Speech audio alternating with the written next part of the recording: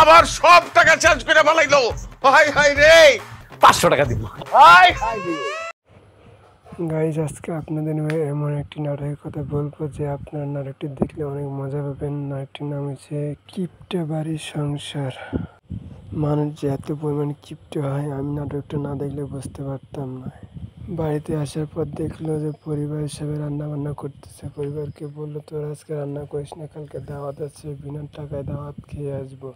অথচ দাওয়াত বাড়িতে যেয়ে তাদের বেঁধে রাখলো, কারণ জানে তারা কিপ্টে, তারা অনেক টাকা পয়সার মালিক, অনেক ধন সম্পদের মালিক, তারপরে কিপ্টেমি করে চলে। আমাদের সমাজে আজকাল এমন অনেক মানুষ আছে সমাজের সঙ্গে চলতে চায় না।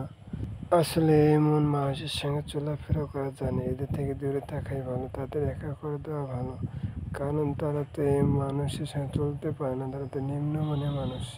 কিপ্টেমির জন্য পরিবারে ভালো খাওয়া দাওয়া, ভালো পোশাক আচরণ, চলাফেরা, চলতে পারে না, কোনো জায়গায় যাইতে পারে না, অসহ্য লাগে পরিবারের সাথে। এমন করতে করতে অনেক পরিবার সংসার ভেঙে যায়। আমরা এসব থেকে দূরে থাকবো এবং সমাজের সাথে চলবো। ইনশাল্লাহ আমরা সবাইকে ভালো রাখার চেষ্টা করবো। সবাই আমার চ্যানেলটা সাবস্ক্রাইব করবেন, লাইক ফলো শেয়ার করে দেবেন।